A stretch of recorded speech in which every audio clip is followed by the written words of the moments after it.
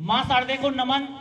सम्मानित प्रधानाचार्य जी, यहाँ पर उपस्थित वन विभाग से बहन श्रीमती घुमा देवी जी, बहन श्रीमती नीमा कंडारी जी, भाई श्री हुकम सिंह जी, मेरे विद्वान अध्यापक साथी, कार्यालय कर्मचारी और प्यारे बच्चों, मैं आपको बताना चाहता हूं कि प्रत्येक वर्ष फरवरी का पहला सप्ताह 1 फरवरी से लेकर 7 फरवरी तक वनाग्नि सुरक्षा सप्ताह के रूप में मनाते हैं हम।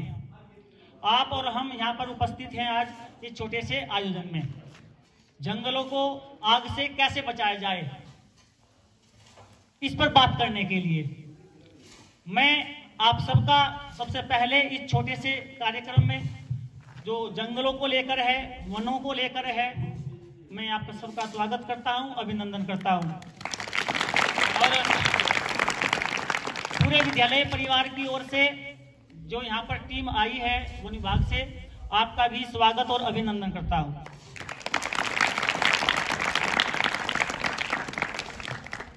वन जंगल हमारे लिए कितने उपयोगी हैं हम सब जानते हैं, अच्छी तरह से समझते हैं। जंगलों में आग लगती है, वनों में जो आग लगती है उससे हम सब परिचित हैं, क्योंकि हम जंगलों के समीप ही रहते हैं। ये कह लीजिए कि जंगलों में ही रहते हैं। जंगलों पे जितनी बात की जाए उतनी बात कम है। और जंगलों में जो आग लगती है, वनों में जो आग लगती है, उसके कितने नुकसान है, कितनी हानि है, हम सब परिचित हैं। एक दो बात करेंगे आपसे, और जो विशेष बात यहाँ पर करेंगे, आपको जागरूक करेंगे, हमें भी नई जानकारी देंगे। जो वन विभाग से आए हैं टीम, वो आपसे बातें करेंगे। हम तो आपसे प्रत्येक दिन बातें करते ही रहते हैं इस पर, जंगलों को लेकर, वनों को लेकर के। तो आज उनके विचार हम सुनेंगे। और वनाग्नि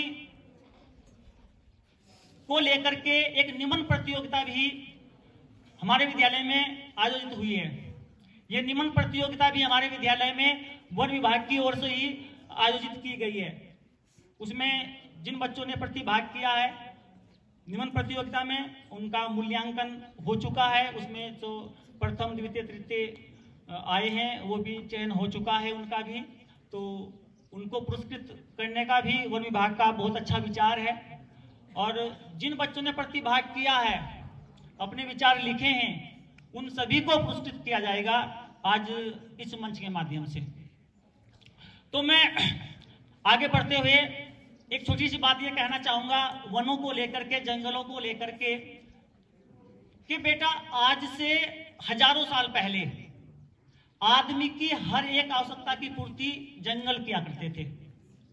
आज वर्तमान में आदमी की हर एक आवश्यकता की पूर्ति बाजार करता है। अब दोनों में छोटा सा अंतर कीजिए, खुद कीजिए। आप सोचिए कि आज हम बाजार जाते हैं, जाएंगे तो किराया देकर, बाजार से वापस आएंगे तो किराया देकर, और बाजार से जो भी खरीद करके लाएंगे पैसा देकर के। आज से हजारों साल पहले हमारे पूर्वज इन जंगलों में जाते थे, फ्री जाना था, फ्री आना था, और जो भी लाना था सब फ्री, मुफ्त। आज आप बाजार चले जाओ, बाजार आपको सर्दी का जो फल है वो गर्मी में खिलाता है, गर्मी की सब्जी को सर्दी में खिलाता है, वो भी सड़ी हुई, गली हुई, और पैसे लेकर। आप जंगलों में जाओ, आपको जिस मौसम की सब्जी है, जिस मौसम का अनाज है, जिस मौसम का फल है, उसी मौसम में खिलाएगा, और फ्री, पौष्टिक, तरोताजा, और फ्री में सब कुछ। तो जंगलों पे तो जितनी बात की जाए उतनी बात कम है। और आज बाजारों से देखिए जो हवा आती है और जंगलों से जो हवा आती है, खुद सोच लीजिए आप कितना अंतर है। तो जंगलों पे तो मैं जितनी बात करूं उतनी कम है। जंगल सुरक्षित रहेंगे तो ये समझ लीजिए कि जीवन सुरक्षित रहेगा, हमारे वन सुरक्षित रहेंगे तो जीवन सुरक्षित रहेगा। ऐसा नहीं है कि आज टेक्नोलॉजी आ गई है, विज्ञान का युग हो गया है, तो इन जंगलों के हम ऐसे ही कह देंगे किसी को कि जंगली है यार, जंगल है, क्या होता है, जला देंगे तो। खत्म हो जाएंगे तो 2 पेड़ काट लेंगे तो क्या हो जाएगा, बहुत कुछ होने वाला है। मैं बहुत सारी बातें अनेक दिवस यहाँ मनाए जाते हैं तो आपसे करता रहता हूँ, जंगलों को लेकर, वनों को लेकर, पेड़ पौधों को लेकर के। तो आज मैं ज्यादा बातें नहीं चाहता करना आपसे, क्योंकि धूप भी है, समय बहुत कम है। तो मैं आगे कार्यक्रम में बढ़ते हुए जो वन विभाग से यहाँ पर उपस्थित है बहन श्रीमती भूमा देवी जी, आपको आमंत्रित करता हूँ कि आप आएंगे और जो है हमारे बच्चों को और हमको भी वनाग्नि की जो हानियां हैं हम कैसे बच सकते हैं, इसके बारे में अपनी बात रखेंगे यहाँ पर बहन श्रीमती भूमा देवी जी। आदरणीय प्रधानाचार्य महोदय, गुरुजन वृंद, समस्त छात्र छात्राओं एवं मेरे सहकर्मियों, मैं आपके सामने वनाग्नि सुरक्षा के संबंध में 2 शब्द कहूंगी। इसमें जो कुछ त्रुटियां होंगी क्षमा करना। बच्चों, आपको पता ही है कि फायर सीजन आ गया है। 15 फरवरी से फायर शुरू हो जाता है और 1 फरवरी से 7 फरवरी तक हम आप लोगों के बीच में ये अग्नि गोष्ठियाँ, ये सप्ताह मनाना शुरू कर देते हैं। आप लोगों के बीच हम इसलिए आते हैं कि आप एक संदेश वाहक है। छात्र छात्राओं के द्वारा जो संदेश अपने घर में ले जाए जाते हैं, अपने मम्मी पापा, दादी दादा, जो भी परिवार में आपके अभिभावक हैं, उनको आपके द्वारा जो जानकारी दी जाती है उससे बहुत अच्छा प्रभाव देखने को मिला है, जो हम देखते हैं। और जल और जमीन, ये पेड़ पौधे, इनसे ही हमारा जीवन है। ये जो जंगल है, वन है, इनका हमारा जीने का बहुत आधार है। इन्हीं से हम जीवन जीते हैं। इनके बिना हम जीवन जीने की कल्पना भी नहीं कर सकते हैं। ये हमारे जीवन जीने का एक मुख्य अंग है। ये हमें ऑक्सीजन देता है, तभी हम जी पाते हैं। जंगलों में जब आग लगाते हैं तो वो आग लगाने के 2 कारण हैं। एक तो मानव जनित आग होती है, एक होती है प्राकृतिक आग। प्राकृतिक आग वो आग है जैसे एक पत्थर दूसरे पत्थर से टकराया और उसकी रगड़न हुई, आपस में घिसाई हुई और उसकी जो चिंगारी निकली, उससे जंगल में आग लगती है और वो जंगल जल जाते हैं। दूसरी आग है मानव जनित आग, जिसको मनुष्य भगवान ने एक ऐसा प्राणी बनाया है जो सबसे बुद्धिमान प्राणी है। ऐसी क्या चीज है जो मनुष्य नहीं कर सकते हैं। अगर मनुष्य जंगल में आग लगाना नहीं चाहता है तो वो रुक जाएगी, आग लगेगी नहीं। वो अपने मन में संकल्प लेंगे कि हमने पेड़ पौधों को नहीं जलाना है, वन्य प्राणियों को सुरक्षित रखना है, तो ऐसा उल्टे काम कभी होगा ही नहीं अगर मनुष्य सोचे तो। और मनुष्य ही जंगल में आग लगाता है अपने स्वार्थ के कारण, कि हम जंगल में आग लगाएंगे, अच्छी घास उगेगी और अगले साल अपनी गाय भैंसों के लिए अच्छा घास उत्पन्न करेंगे। मतलब इस तरह से जो उनका जो स्वार्थ है वो नहीं होना चाहिए। आप लोग घर में जाकर समझाओगे कि ऐसे आग नहीं लगाने जो जंगलों को नुकसान है। जंगल में जब आग लगते हैं वन्य प्राणी जल जाते हैं। जो तो बड़ी चिड़िया रहते हैं वो उनके तो पंख है, उड़ जाते हैं, लेकिन जिसने उसी समय जन्म लिया होगा वो कहाँ जाएगा? वो तो अपने घोंसले में ही रहेगा ना। वो अपने घोंसले को छोड़ के कैसे जाएगा, क्योंकि वो अभी पंखेरु बना ही नहीं। तो इन चीजों में दया करने। जंगलों में आग लगने से पानी के स्रोत भी सूख जाते हैं। कहाँ से पियोगे पानी? जब जंगल सूख जाएंगे, स्रोत सूख जाएंगे तो पानी उपलब्ध होगा नहीं, तो पिएंगे क्या? मरेंगे, तड़प तड़प कर मरेंगे। इसी बात को ध्यान में रखते हुए मैं आप लोगों से निवेदन करती हूँ और अपील भी करती हूँ कि अपने घरों में समझाएं कि जंगलों में आग न लगाएं। मानव ही सब चीज का कारण है। ये वो कटान करेंगे तो पेड़ कटेंगे, वो बचाएंगे तो बचेंगे। और एक बात मैं आपको बता दूं, अगर जंगल में आग लग गई, आग लगते हुए अगर कोई पकड़ा गया तो भारतीय वन अधिनियम 1927 की धारा 26 के अंतर्गत दंडनीय अपराध है, उसमें जुर्म जारी होता है। और उसके बाद अगर विभागीय स्तर पर उसको फैसला करना चाहता है कि हाँ हम यहीं पे अपना जुर्म दे देते हैं और कबूल कर लेते हैं अपनी गलती को, तो हमारे डिपार्टमेंट तक ही सीमित रहता है। उसके बाद अगर कोई नहीं मानता है तो वो सीधे केस जो है तो कारावास चले जाते हैं, न्यायालय को चले जाता है, उसमें वहाँ भुगतना पड़ता है। ये भी बताना है घर में आप लोगों ने, ठीक है। इसके अंतर्गत मैं एक कविता सुनाती हूँ आपको, अगर आपको समझ आएगा तो शीर्षक समझ लेना आप। जब धरती पर पेड़ उगेंगे आएगी हरियाली, दिशा दिशा में फैलेगी तब जीवन की खुशहाली। पेड़ नहीं काटेंगे कोई जिनसे बादल आता, उमड़ उमड़ कर घुमड़ घुमड़ कर जो जीवन बरसाता। धन्यवाद।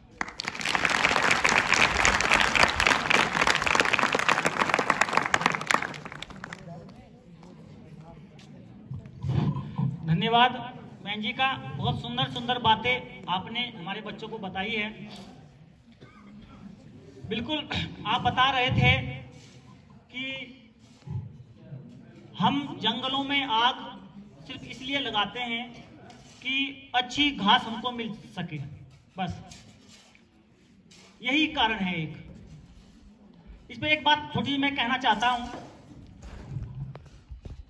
आजकल सर्दियों में पतझड़ में पत्ते झड़ने के बाद जमीन पे पड़े हैं तो जमीन को ढक लिया है उन पत्तों ने, तो हमको ऐसा लगता है कि नीचे से घास शायद उसके नीचे दब जाएगी, वो नहीं उग पाएगी। उनको जला देते हैं, जलने के बाद वो राख बन जाएगी, मिट्टी में मिल जाएगी, मिट्टी उपजाऊ हो जाएगी, नई घास आ जाएगी। ये हमारी धारणा गलत है। पहली बात तो ये है कि जिन पत्तों को हम नहीं जलाएंगे तो गलने के बाद वो खुद मिट्टी में मिलने वाले हैं, और ऐसा भी नहीं है कि उनके वजन में नई घास नहीं उगेगी। तो जो लोग आग इसी वजह से लगाते हैं वो पुराने लोग हैं, उनकी मानसिकता में भी वही बात है। मैं ये नहीं कह रहा हूं वो गलत है, क्योंकि उनकी समझ उतनी ही विकसित है। आप विद्यालय में आ रहे हो, आप उनसे बातें करनी है कि उस पत्ते के वजन में नीचे से उगने वाली घास नहीं दबने वाली, वो निकलेगी, उगेगी वो। और एक बात यह है कि पत्ते जलाकर जो हम घास पैदा कर रहे हैं ना, पैदा तो हो रही है, वो मिट्टी साफ हो गई, नई घास आ गई, हमको लग रहा है, लेकिन उसमें पौष्टिक जो पन है ना वो कम है। उसका कारण यह है कि पत्ते जलाने के बाद, घास जलाने के बाद मिट्टी की, जमीन की ऊपरी सतह भी जल जाती है, उस मिट्टी के जमीन के पोषक तत्व समाप्त हो जाते हैं, तो घास तो उगेगी लेकिन उसमें पौष्टिकता कम होगी। और मेरा यकीन मानिए, उन पत्तों को पड़ा रहने तो घास तो आएगी, और एक बरसात, एक सीजन रुक के देखिए, वो पत्ते गलने के बाद, जलने के बाद नहीं, गलने के बाद जमीन में मिलेंगे तो जमीन ज्यादा उपजाऊ होगी और ज्यादा अच्छी घास आने वाली है, और वो घास पौष्टिक घास होगी। तो उन लोगों की हमको मानसिकता बदलनी है, क्योंकि उनकी सोच अभी उतनी ही विकसित है। आप विद्यालय आ रहे हो, अपने साइंस के अध्यापक से बात कीजिए कि पत्ते यदि गल के जमीन में मिले वो ज्यादा अच्छा है या जल के मिले वो ज्यादा अच्छा है, तो आप पहुंचोगे निष्कर्ष पर। आप पशुओं की बात कर रहे थे, आप चिड़ियाओं की बात कर रहे थे, है ना, बड़े अच्छे विचार लगे मुझे आपके। और मैं ये कहना चाहता हूं, चलो हम पत्ते जला भी लेते हैं, घास पैदा भी कर लेते हैं, किस लिए बताओ? किस लिए? एक भैंस पालने के लिए, एक बकरी पालने के लिए, एक गाय पालने के लिए, बस। और उनका क्या, जो हजारों चिड़ियाएं हमने, जो हजारों हिरण हमने, कितने जीव जंतु हमने जला दिए, जो दुनिया में आए भी नहीं, आने से पहले ही सुहा, उनका क्या? तो ये कौन सा धर्म का काम हो रहा है? सनातन धर्म में कहते हैं कि गाय पालना स्वर्ग जाना है, लेकिन यदि वो गाय पाली जाएगी हजारों चिड़ियाओं को मार के, तो खुद चिंतन कीजिए कि कहां जाने वाले हैं हम, सोचिएगा।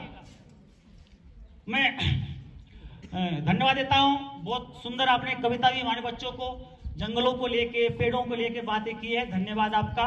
और मैं इसी क्रम में आमंत्रित करता हूं बहन श्रीमती नीमा कंडारी जी को, आप भी आएंगे और अपने विचार यहाँ पर रखेंगे।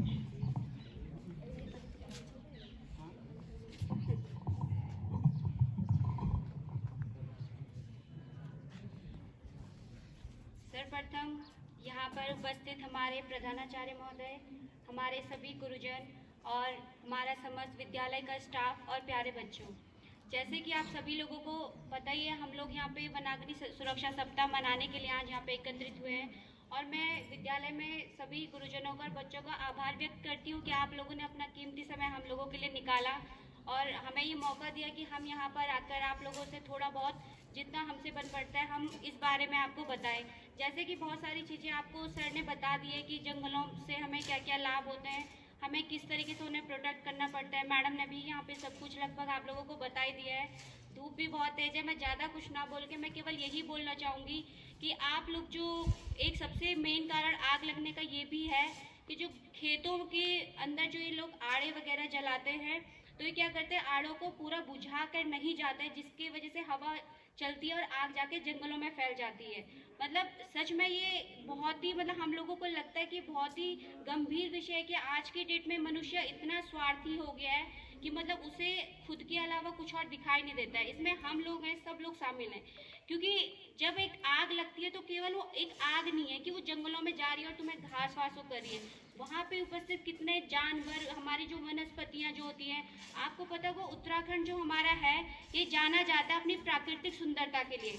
और मुझे नहीं लगता कि जिस तरीके से अब आग शुरू, पहले इतनी आग नहीं लगती थी और आग लगने का मेन जो कारण है वो मानव जनित आग ही है, क्योंकि प्राकृतिक तौर पर जो आग लगती है वो यहाँ तो बिल्कुल भी नहीं लगती। मतलब 1% चांस होता है कि प्राकृतिक आग जो है लगे, वो भी बहुत जब ज़्यादा ही गर्मी बढ़ जाती है तब जाके प्राकृतिक आग लगती है। वैसे मोस्टली जितनी 99% आग जो लगती है वो हम मानव हमारे द्वारा ही लगाई जाती है।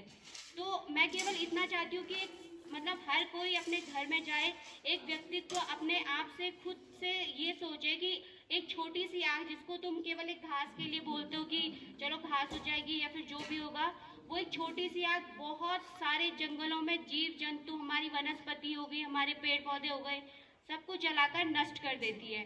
और उसका नुकसान हम लोगों को आज नहीं पता चल रहा है, पर आने वाले भविष्य में हमें उसका नुकसान जरूर पता चलेगा, जब हम भी एक पेड़, जैसे राजस्थान में है कि वो लोग ये हरियाली देखने के लिए तरस जाते हैं क्योंकि वहाँ नहीं है। एक टाइम ऐसा आएगा, अगर ये चीज़ रोका नहीं गया तो जो हमारा उत्तराखंड जो प्रकृति के लिए जाना जाता है, ये भी राजस्थान की तरह बिल्कुल एक ऐसा हो जाएगा कि हमें एक पेड़ पौधों के लिए दूसरे स्टेट में जाना पड़ेगा कि भाई हाँ हमें कहाँ हरियाली मिलेगी। तो मैं उससे आप लोगों से यही आग्रह करती हूँ। अभी बच्चों ने बहुत सुंदर निबंध भी लिखे और मुझे आशा है कि उन्होंने बहुत अच्छे अपने विचार यहाँ पे प्रस्तुत किए, कि बहुत सारे बच्चों ने बहुत अच्छी अच्छी चीज़ें लिखी थी कि जो ये बीड़ी वगैरह जलाते हैं, फेंक देते हैं, तो उससे भी वो भी आग लगने का एक बहुत मुख्य कारण है। बहुत सारे बच्चों ने काफ़ी अच्छी चीज़ें बताई कि जो ये मीटिंग वगैरह करे जिससे लोगों को जागरूकता हो कि मतलब वही चीज़ हम लोग करते हैं और कर रहे हैं। अभी गाँव में भी जाकर हम लोग इस चीज़ का प्रचार प्रसार कर रहे हैं कि आप लोग आग ना लगाएं, आड़े जलाएं, तो उनको अच्छे से बुझा कर वहाँ से जाएं। बाकी आप लोगों ने सभी ने जिन्होंने निबंध में प्रतियोगिता में भाग लिया, बहुत अच्छा लिखा सब बच्चों ने। और बाकी फर्स्ट सेकंड थर्ड वो तो ऑब्वियस सी बात है, किसी ना किसी को फर्स्ट सेकंड थर्ड आना ही है, पर जितने बच्चों ने इसमें प्रतिभाग किया वो सभी बहुत ही मतलब सराहनीय है। उनका कार्य, उनका जो सोच है वो बहुत अच्छा था और हमें बहुत अच्छा लगा कि हम लोग यहाँ आए और आप लोगों के सामने ये सब मतलब हमने अपनी बातें रखी। और हम भी आशा करते हैं और आपसे केवल यही निवेदन करते हैं कि आप लोग जो आसपास में कोई अगर आग लगाता हो आप उसे मना करें, आड़े जलाते हो तो आप उन्हें बोले कि भाई आप पूरा बुझा कर जाएं। बस हम आप लोगों से यही आशा और अपील करते हैं। बहुत बहुत धन्यवाद आपका।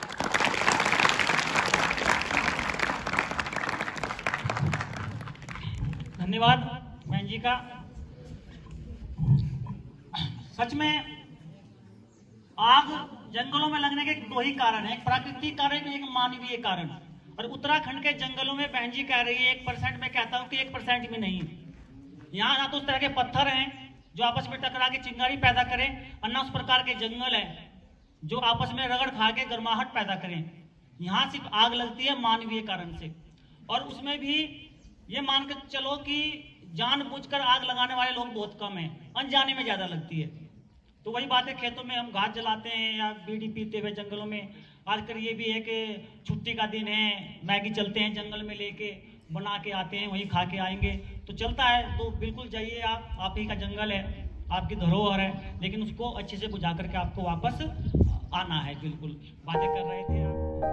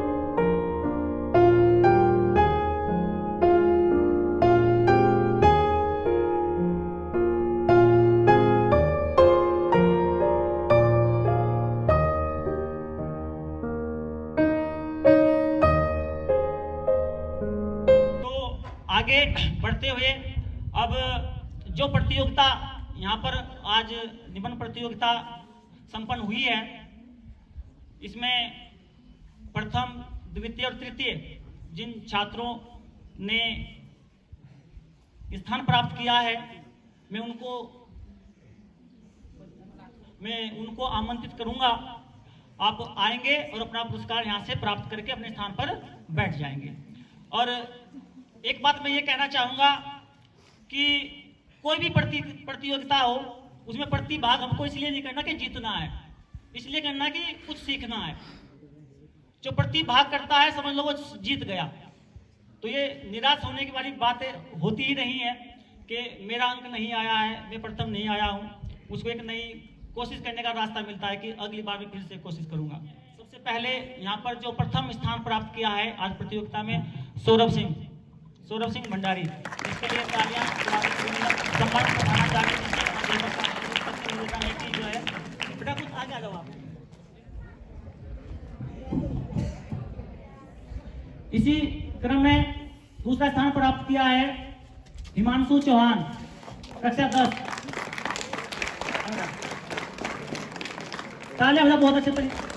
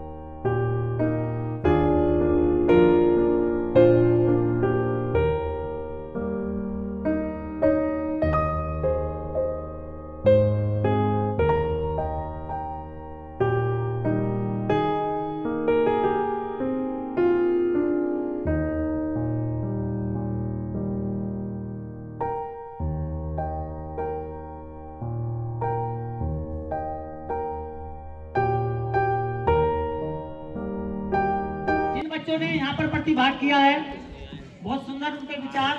आप सबको बधाई और शुभकामनाएं। मैं आगे बढ़ते हुए जो वन विभाग की टीम यहाँ पर आई है, धारी ढूंढसिल की जनता की और छोटी सी जानकारी मैं ये देना चाहता हूँ कि आपको जानकारी भी होगी कि पिछले वर्ष जो जंगलों में आग लगी है पूरे उत्तराखंड में, आग यहाँ भी लगी है, धारी ढूंढसिल के जंगलों में भी आग लगी है, लेकिन वो आग जो है धारी ढूंढसिल के गांव से शुरुआत उसकी नहीं हुई है। यदि जो सामने वाले पहाड़ देख रहे हैं हम, इधर आग आई है तो जो नेलचामी की पट्टी है उधर से आग लगती हुई इधर आई है, आपको जानकारी होगी। और जो इधर थापली और डूंगरा के ऊपर के जो पहाड़ हैं, यहाँ भी आग पहुंची है, तो वो जो पीछे जो क्षेत्र होता है वो डांग का क्षेत्र होगा, जो भी होगा वो उधर से आई है। और इधर भी आग आई है तो मेरे पीछे है ये। तो पिछले वर्ष 2-3 महीने जो आग का सीजन होता है, धारी ढूंढसिल क्षेत्र में यहाँ के गांव की वजह से आग नहीं लगी है। मतलब कहने का ये है कि यहाँ के बच्चे, अभिभावक इस ओर जागरूक हुए हैं। ये बहुत अच्छी बात है हमारे लिए और उत्तराखंड के लिए। तो यदि वनाग्नि पे बात करेंगे, हम जंगलों में बात करेंगे, तो ज्यादा जागरूकता की आवश्यकता हमारे जो पड़ोसी हैं उनके लिए है, वो भी आप ही की रेंज में आते हैं।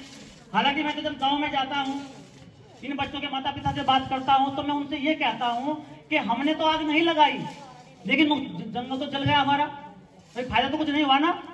तो इसलिए हमारे ही रिश्तेदार उस पहाड़ के पीछे हैं, हमारे ही रिश्तेदार उस पहाड़ के पीछे हैं। हम जागरूक हो गए, हमें उन्हें भी जागरूक करना है, क्योंकि हमने आग नहीं लगाई, उन्होंने लगाई, वो आ गई तो फायदा कुछ नहीं हुआ। तो जब तक जागरूक सब नहीं होंगे तब तक फायदा होने वाला नहीं है। तो मैं यही सब बच्चों से कहूंगा कि हम जागरूक हैं, धारी ढूंढसिल के सब बच्चे भी, अभिभावक भी। ये बात करनी है जो हमारे रिश्तेदार हैं, मामा फूफी पहाड़ों के इधर उधर, उनसे बात करनी है हमको, उनको भी जागरूक करना है। इसी क्रम में मैं अब अंत में सम्मानित प्रधानाचार्य जी से निवेदन करूंगा, आप आएंगे और जो वन विभाग की टीम हमारे विद्यालय में आई है उनको धन्यवाद देते हुए अपनी बात यहाँ पर रखेंगे और आज के इस छोटे से कार्यक्रम के समापन की घोषणा भी करेंगे सम्मानित प्रधानाचार्य।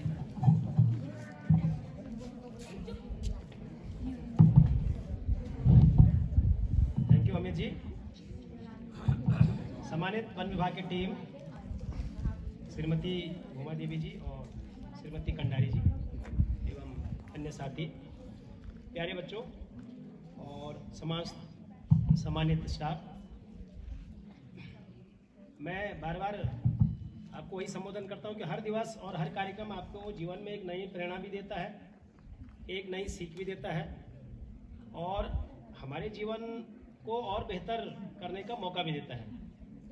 तो आप यहाँ पे आए, आप 35 बच्चे या जितने बच्चों ने पार्टिसिपेट किया, निबंध लिखा और इतिश्री हो गया, नहीं, बल्कि आपकी जिम्मेदारी और बढ़ जाती है। वैसे एनसीएफ और एनसीईआरटी इस चीज़ पे जोर देता कि इंटीग्रेशन एजुकेशन। आपने एक शब्द सुना होगा, 11th में कई बार आता है और शायद 12th में भी एक चैप्टर में, सस्टेनेबल डेवलपमेंट। कोई बच्चा बता सकता है? लेटेस्ट पढ़ाया गया है 11th में भी पिछले कुछ ही दिन पहले। सस्टेनेबल डेवलपमेंट एक शब्द आया है।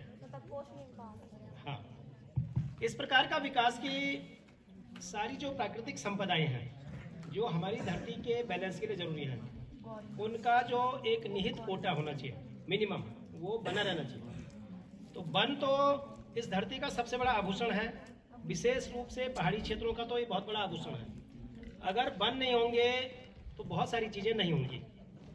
सबसे पहले तो कमी होगी ऑक्सीजन की, फिर नेचुरली पानी की, और कहते भी हैं कि हमारे स्वास्थ्य में लगभग 80% योगदान हमारी जलवायु का होता है। अगर हम प्रदूषित एरिया में रहेंगे तो निश्चित रूप से हमें बीमारी का अटैक ज़्यादा होगा, हमारी इम्यूनिटी कमज़ोर होगी। और हमारे लिए ये सौभाग्य की बात है कि हम लोग एक ऐसे एरिया में रहते हैं, गढ़वाली क्षेत्र में, पहाड़ी परिवेश में, जहाँ की वन संपदा बहुत है।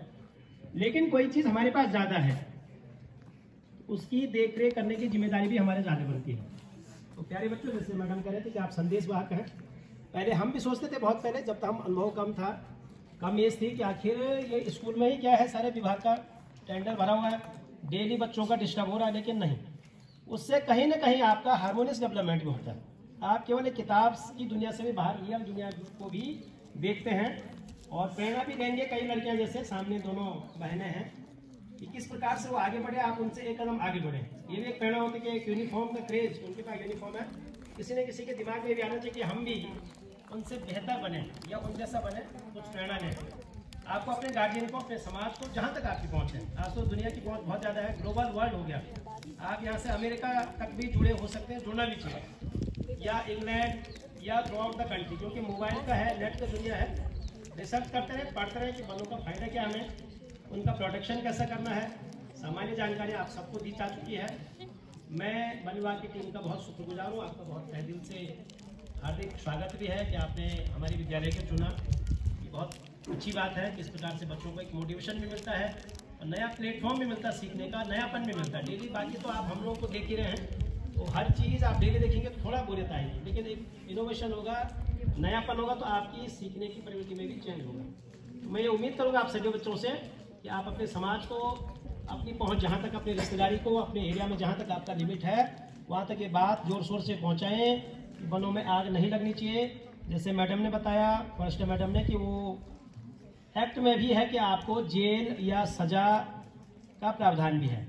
तो इन सब चीज़ों का, क्योंकि हम जागरूक प्राणी हैं, आज दुनिया बहुत आगे बढ़ चुकी है, आप सभी लोगों का अपना धर्म निभाना है। आप आने वाली पीढ़ियां हैं, भविष्य हैं आप लोग। मैं उम्मीद करूंगा कि आप सभी बच्चे आज की इस गोष्ठी का, आज की इस प्रतियोगिता का बहुत भरपूर आनंद उठाएंगे और समाज को, देश को इसका भविष्य में फायदा दिलाएंगे। अंत में मैं कार्यक्रम की समाप्ति की घोषणा करता हूँ। आप सभी का बहुत बहुत धन्यवाद।